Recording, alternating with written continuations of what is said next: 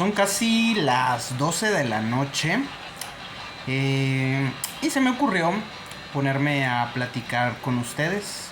Buenos días, buenas tardes, buenas noches a quien esté del otro lado, a mis hijas, probablemente, espero, deseo, un saludo. Hoy es un día un tanto triste, vamos a hablar de música. Es un día un tanto triste, fallece la cantante irlandesa, si no mal recuerdo, Sinead O'Connor, una cantante importante en los años 90, una cantante con una visión un tanto feminista del mundo, una chica que salía totalmente rapada de su cabeza. Eso era, digamos, que su característica principal de Sinead O'Connor. Y recuerdo que hace unos años escribí una reseña, eso es lo que más recuerdo de ella, a título personal. Obviamente de su música hay mucho de qué hablar. Una cantante muy importante, Nothing Compares to You, fue su canción más famosa, fue un éxito total esa canción, en voz de Sinead O'Connor, aunque el tema es original, fue escrito originalmente ni más ni menos que por el señor Prince, uno de mis artistas favoritos.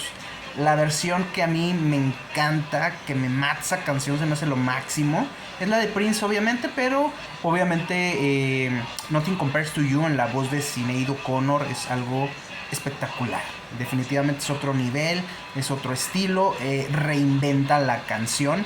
Y me acuerdo mucho que escribí esa reseña, obviamente en español, de un disco de Sinead O'Connor hace 4 o 5 años, y se me ocurrió compartir la liga en aquellas épocas cuando tenía Facebook. Ahorita no lo tengo, no tengo Facebook, pero se me ocurrió compartir la liga en Facebook, en el Facebook de ella. Y al parecer le llamó la atención, creo que no había visto reseñas de su disco en ese momento en español y lo compartió, así que para mí fue algo espectacular. Aunque no escribo, ya lo he dicho muchas veces, para que me lean, para que me den likes, esas madres me vale madre, escribo para mí. Pero se me ocurrió, dije déjame se lo comparto, y resulta que le gustó, lo compartió y puta, tuve un chingo de lectores en esa ocasión. Entonces creo que mostró mucha sensibilidad y mostró ese gesto muy amable de su parte hacia un servidor.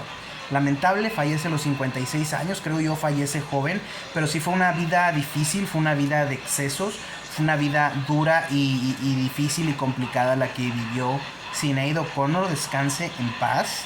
Y mañana se cumplen 50 años estamos oyendo a los New York Dolls, a su disco debut del 27 de julio de 1973. Estamos hablando de que se cumplen 50 años de que salió este disco icónico del rock neoyorquino de los 70s.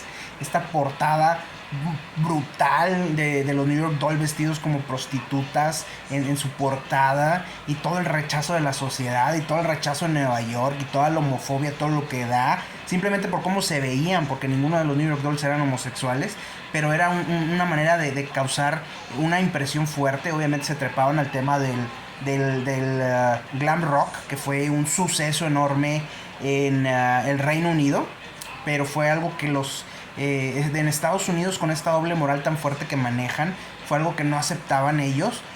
A los New York Dolls, cuando lo vieron, dijeron ni madres, no queremos nada que tenga que ver con ellos. Así como pasó con otro cantante, Jobriat, que decían que era el David Bowie estadounidense, tampoco quisieron aceptar nada de eso. Sin embargo, llama la atención otra vez esa doble moral. No aceptaban músicos homosexuales o que parecieran homosexuales, ni querían tener nada que ver con el glam rock. Pero en Estados Unidos adoraban por ejemplo, a Elton John, a Freddie Mercury, a George Michael, a Boy George, no sé, en mil cantantes. Incluso dicen que John Lennon también tenía algo ahí medio diverso, por así decirlo. Pero todo esto lo aceptaban los gringos, pero nunca aceptaron o no estaban de acuerdo en tener un cantante estadounidense que fuera homosexual, o que su sexualidad, por así decirlo, fuera dudosa o fuera un tanto ambigua. Eso no le gusta a la doble moral, olvídenlo. Entonces este disco por eso se convirtió en un disco underground, es un disco icónico, es un disco base para la futura creación del punk rock.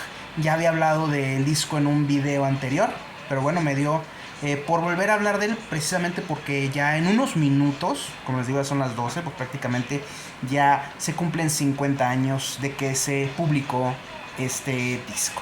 Y ahora, bueno, hablando un poco de lo que he estado leyendo, estoy leyendo una biografía de Dorian Yates.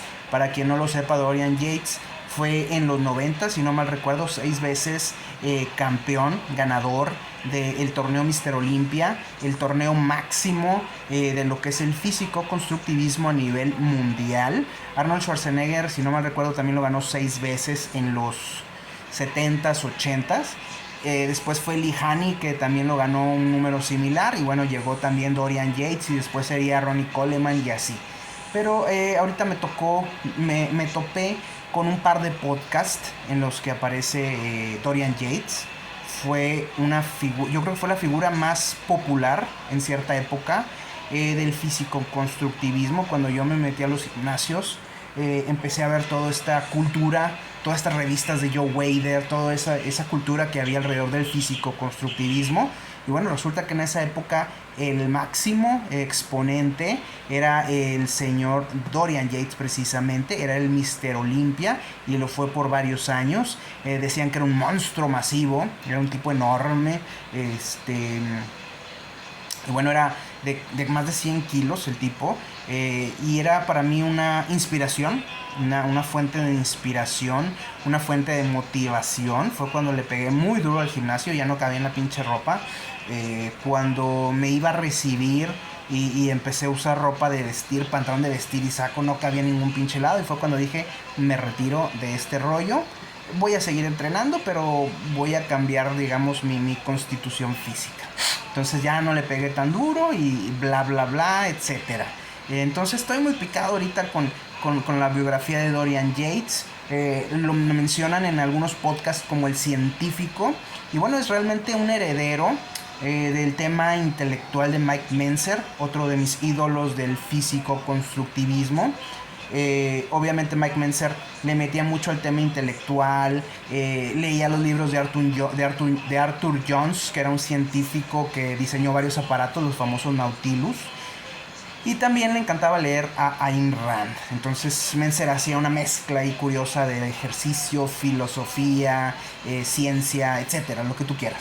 Entonces, de alguna manera Dorian Yates se convirtió en el heredero de toda esa manera de entrenar, de esa cultura, de esa forma de pensar, de alguna manera más razonada, más intelectualizada sobre el tema del ejercicio. Pasa algo curioso cuando suelo entrar a los gimnasios.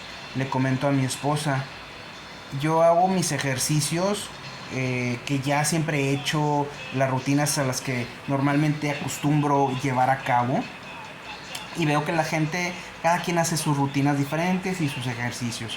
Pasan unas cuantas semanas y de repente empiezo a ver que los ejercicios que hago, que cualquiera los puede hacer y cualquiera los conoce, tampoco me estoy dando mi taco ni quiero sonar mamón, pero de repente empiezo a ver que la gente hace ejercicios que no hacía antes.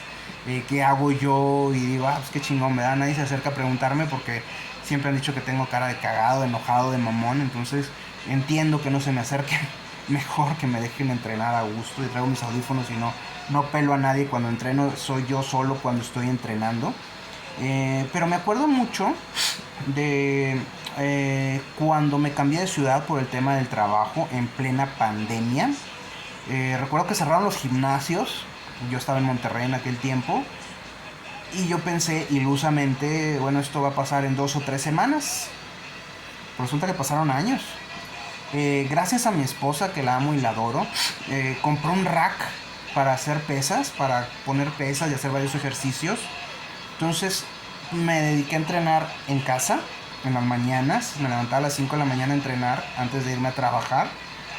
Y pues obviamente mis rutinas se volvieron muy básicas, aunque siempre han sido básicas.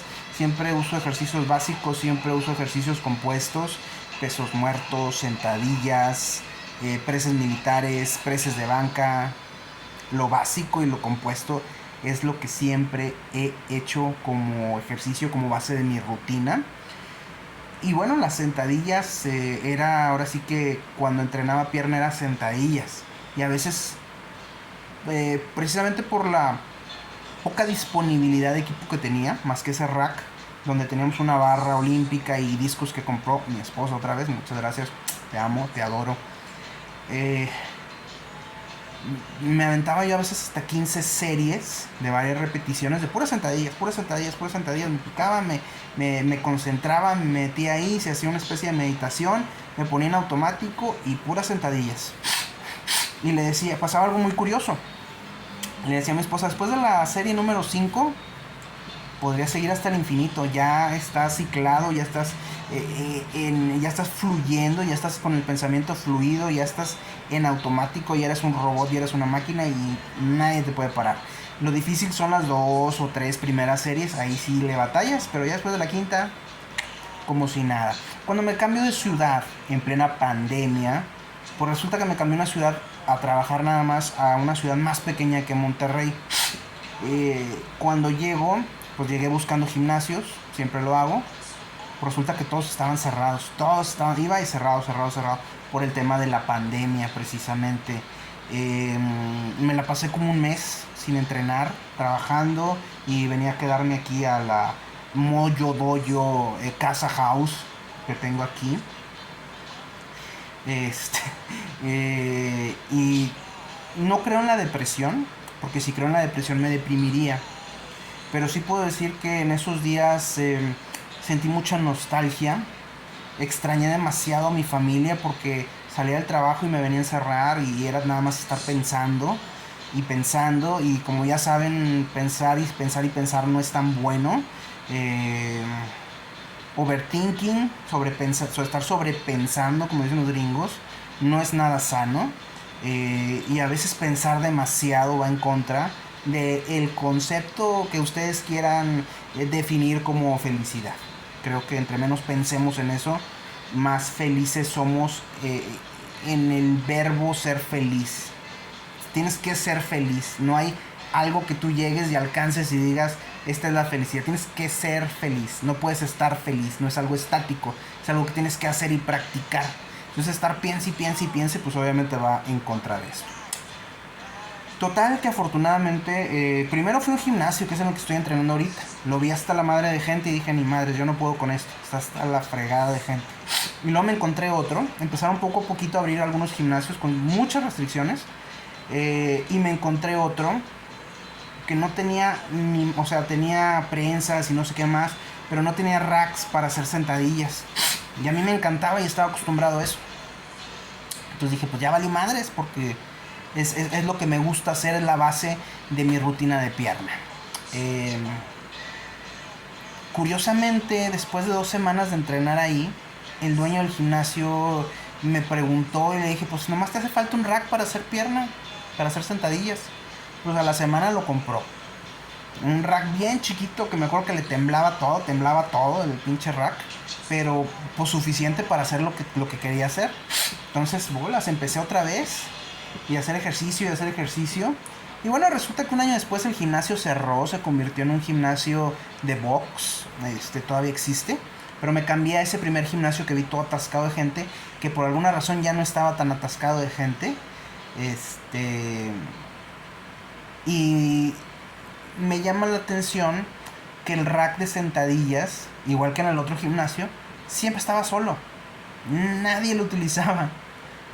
Siendo que en los gimnasios donde yo empecé, como 10 años antes o 15 años antes, el rack era lo que todo el mundo nos peleábamos por eso. Entonces, empecé a usar el rack y de repente a las semanas, 2, 3 semanas, empiezas a ver de repente el rack ocupado. Pienso yo, la gente le tiene mucho miedo, fobia, hueva, coraje, asco, repulsión, lo que ustedes quieran a las sentadillas. No les gusta porque es un ejercicio que te reta completo el cuerpo, por eso es un ejercicio compuesto, es bastante retador. Cuando te pones bajo una barra y le metes 2 discos de 45 y le empiezas a subir 10, durante 5 series y casi terminas, por lo menos en mi caso ya no levanto tanto peso, entonces llego a meterle a lo mejor casi 3 discos de 45 de cada lado y se chingó. Pero cuando te pones abajo de la barra y cuando cargas los discos y te pones abajo de la barra, ahí es donde te das cuenta realmente de quién eres, de lo que estás hecho, de lo que eres y de lo que eres capaz de hacer. Entonces te das cuenta que pasan las semanas, ahorita ya llego y el pinche rack siempre está ocupado, entonces a veces voy a entrenar en la mañana o a veces voy a entrenar muy tarde ya que me hayan desocupado el rack. Está chingón y está padre porque normalmente la gente nueva no me pela mucho cuando hago ejercicio, quizá porque tratan de distanciarse y de decir, este güey levanta mucho peso, este güey está loco, si hago lo que él me voy a lastimar, y qué bueno que lo piensen así. Pero te das cuenta de que la gente que ya tiene tiempo entrenando o la gente que entrena a otras gentes empieza a adaptar ejercicios que haces y rutinas que haces, y eso es bueno porque tampoco se trata de que hagan lo mismo que yo ni levanten los mismos pesos que yo, tienen que adaptarlo, pero sí te das cuenta que empiezan a cambiar las rutinas.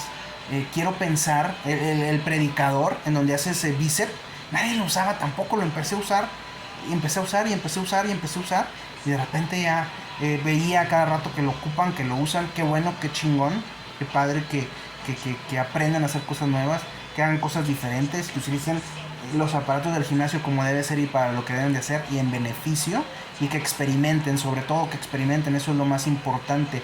Yo no tengo una rutina fija, nunca hago los mismos ejercicios, por así decirlo, la misma secuencia. Si está ocupada el rack de secundarias, hago otra madre. Si está ocupada la prensa para pecho, hago otra madre. E improviso, es improvisar. Siempre buscando hacer ejercicios compuestos. Y mucho tiempo, con bajas repeticiones, mucho tiempo. Estuve entrenando años, ya que me cambié de ciudad, como les decía. Con pesos muy altos y con repeticiones muy bajas. Tengo alrededor de, yo creo que 3 meses que decidí hacer un cambio que en mi vida lo había hecho. Alguna vez lo hice y me aburrí, me cansé y le paré.